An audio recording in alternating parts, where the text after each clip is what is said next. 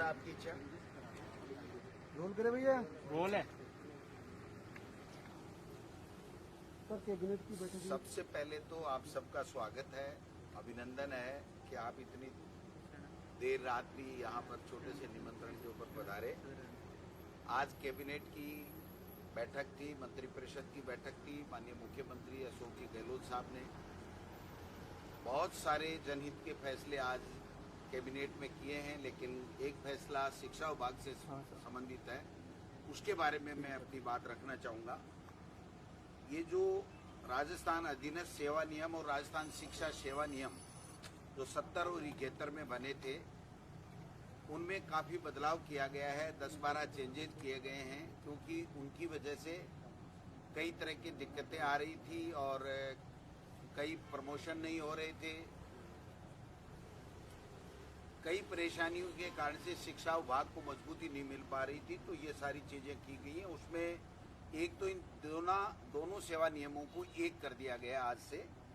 दूसरा, इसमें जो अतिरिक्त निदेशक और संयुक्त निदेशक पद की पदोन्नति थी, पहले इसमें 3 वर्ष पर जस्ट पहले वाले पद का एक्सपीरियंस होना था, जो नहीं मिलने के कारण से ये वर्षों से पद खाली रह जाते थे। अब उससे एक नीचे वाले ग्रेड का 3 साल का और उससे जस्ट पहले वाले का 1 साल का, यानी 4 साल का अगर अनुभव हो गया तो उसके बाद में उसकी पदोन्नति हो जाएगी। कहने का मतलब जो नेक्स्ट का 3 साल का था उसको 1 साल कर दिया गया और उससे पहले का 3 साल का कर दिया गया, जिससे इन पदों पर जेडी और इनके ऊपर एडी के ऊपर पदोन्नति हो सकती है। एक जिला शिक्षा अधिकारी के जो पद थे वो 50% सीधी भर्ती से नियमों में प्रावधान था 70-71 में, और 50% पदोन्नति से था। जबकि आज तक जब से सेवा नियम बने हैं, जिला शिक्षा अधिकारी के सीधी भर्ती कभी भी आयोजित नहीं हुई है। और इसकी वजह से हर वर्ष सरकार को माननीय मुख्यमंत्री से, डीओपी से स्थिलन लेकर के और जिला शिक्षा अधिकारी की पदोन्नति उसके पदों पे करनी पड़ती थी, लेकिन उसमें बार बार लोग कोर्ट जाते थे। इस बार भी कुछ जो है अधिकारी प्रिंसिपल कोर्ट में चले गए, स्टे भी हो गया था, उसको वेकेट कराया। तो अब जिला शिक्षा अधिकारी के तमाम पदों के ऊपर पदोन्नति के आधार के ऊपर उनका पदोन्नति होगी, जिससे तमाम 323 जो पद रिक्त हैं वो पूरे के पूरे भर दिए जाएंगे और हर वर्ष एक भी पद रिक्त नहीं रहेगा, जिससे शिक्षा के ढांचे को मजबूती मिलेगी। दूसरा, एक प्रधानाचार्य सीनियर स्कूल का और प्रधानाध्यापक जो सेकेंडरी स्कूल का है, उसमें जो 66 और 33, 67 और 33 का अनुपात था, उसके कारण से कई तरह की आपस में दोनों केडर के विवाद होते थे, उसको आज निपटा दिया गया है और उनका व्याख्याताओं का 80% और हेडमास्टर्स का 20% जो संशोधन करके उनके पद अनुपात बनाया गया है। और इसके साथ ही एक फैसला किया गया है कि प्रत्येक राजकीय उच्च माध्यमिक विद्यालय में प्रिंसिपल के साथ एक वाइस प्रिंसिपल की पोस्ट स्वीकृत की जाएगी और जो प्रधानाध्यापक है वो डाइंग कैडर हो जाएगा। और डाइंग कैडर होने के बाद में जितने प्रधानाध्यापक होंगे वो सारे के सारे क्रमोन्नत कर दिए जाएंगे, प्रमोट कर दिए जाएंगे। और जो माध्यमिक विद्यालय हमारा होगा उसमें भी प्रिंसिपल ही उसका संस्था प्रधान होगा। तो मैं समझता हूं इससे जो 13-14 हजार हमारी सीनियर स्कूल्स हैं और सेकेंडरी की स्कूलें हैं, उनमें सब में प्रिंसिपल की पोस्ट हो जाएगी और सीनियर स्कूलों में वाइस प्रिंसिपल की पोस्ट हो जाएगी और सभी को इसका लाभ मिलेगा। व्याख्याताओं को भी बहुत बड़ा लाभ मिलेगा और जो प्रधानाध्यापक हैं 10वीं स्कूल के, उनको तो सबको ही प्रमोशन के चांसेज मिल जाएंगे। और डाइंग कैडर होने के कारण से फिर हमेशा हमेशा के लिए एक चैनल हो जाएगा कि जो भी सेकंड ग्रेड से आएगा वो व्याख्याता बनेगा, व्याख्याता बन के फिर वाइस प्रिंसिपल बनेगा और वाइस प्रिंसिपल बन के फिर प्रिंसिपल बनेगा।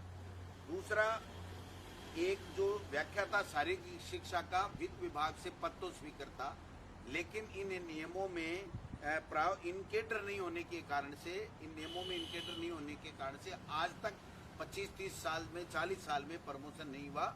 इसलिए ये संशोधन करके इसको इनकेडर कर दिया गया है। तो अब व्याख्याता शारीरिक शिक्षा का भी प्रमोशन, जो सेकंड ग्रेड के लोग हैं उनका व्याख्याता में प्रमोशन हो जाएगा पहली बार 70 साल में। इसी तरह पुस्तकालय अध्यक्ष ग्रेड प्रथम का भी 31 पद तो फाइनेंस से स्वीकृत हैं, लेकिन इस 40 साल में कभी भी उनको पदोन्नति नहीं मिली, क्योंकि ये पद नियमों में इनकेडर नहीं था, तो उसको नियमों में इनकेडर कर दिया गया। इसी प्रकार पुस्तकालय ग्रेड द्वितीय के पद सीधी भर्ती के पदोन्नति पे रोक लगा दी गई थी।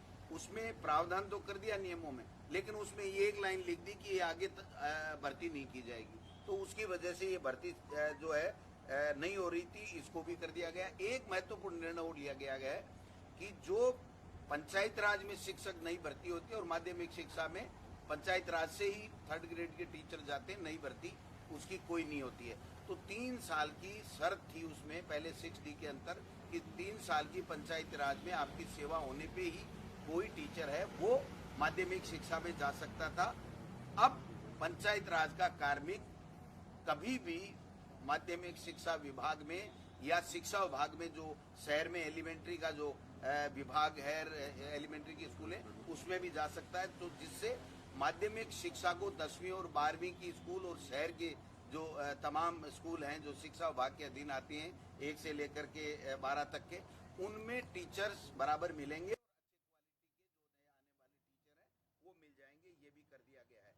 एक हमने ये किया है कि जो व्याख्याता पहले होता था वो किसी में भी ग्रेजुएशन करो, लेकिन अगर पोस्ट ग्रेजुएशन जिस विषय से करता था उसका व्याख्याता बन जाता था। फॉर एग्जाम्पल, अगर उसने BSc किया है, साइंस से वो पढ़ा है ग्रेजुएशन, और उसने अगर भूगोल, अंग्रेजी या इतिहास से 2 साल PG करके और वो व्याख्याता भूगोल या इतिहास का बन जाता था, जिससे वो क्वालिटी की एजुकेशन नहीं दे पाता था।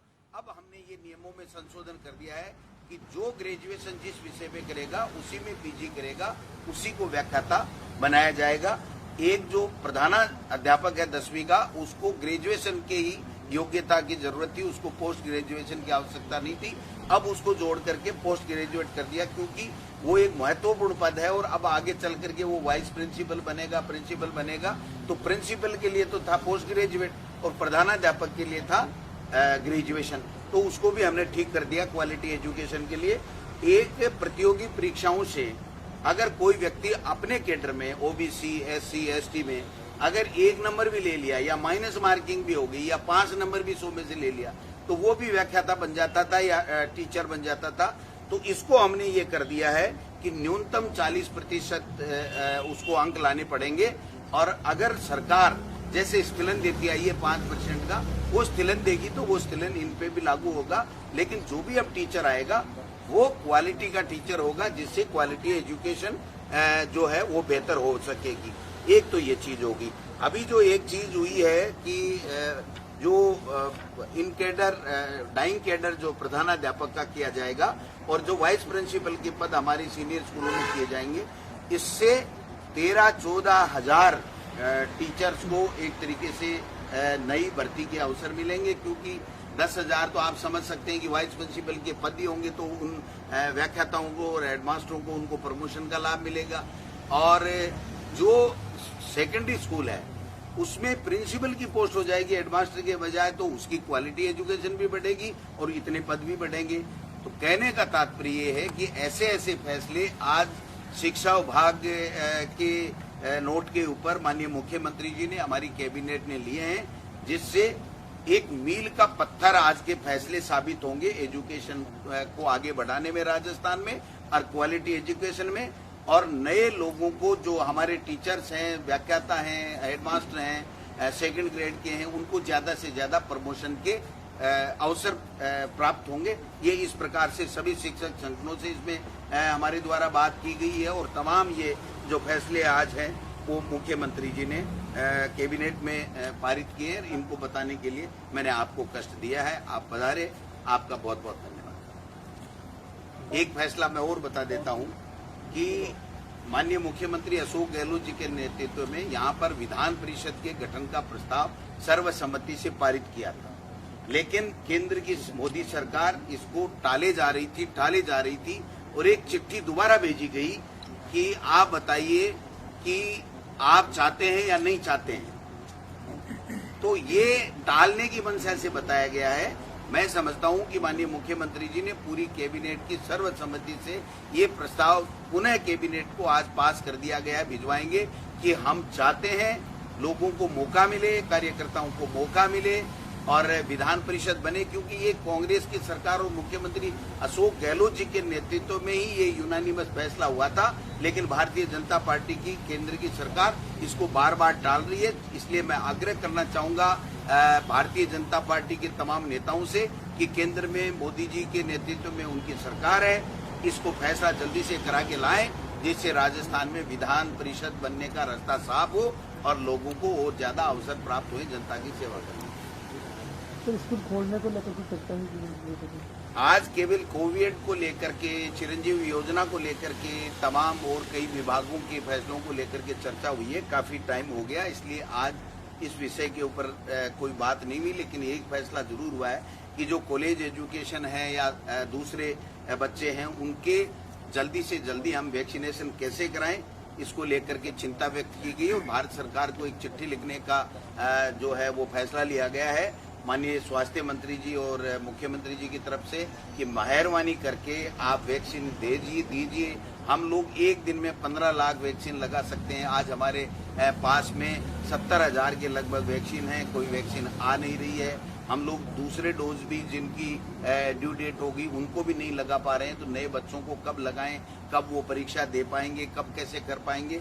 तो ये केंद्र की सरकार से हम आग्रह करते हैं कि इसके ऊपर संवेदनशीलता के साथ में फैसला करें।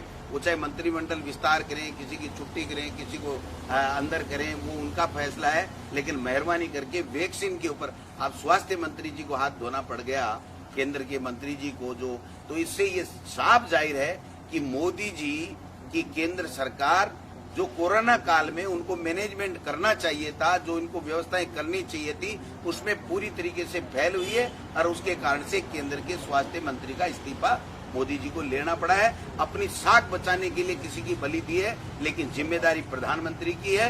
प्रधानमंत्री को जिम्मेदारी लेनी चाहिए और मैं समझता हूं कि इसके ऊपर अगर प्रधानमंत्री जी खुले मन से ये कहते हैं कि हाँ देशवासियों मेरे से ये कमी रह गई, मेरे से गलती हो गई, तो उनकी साख थोड़ी बहुत बच के रहे।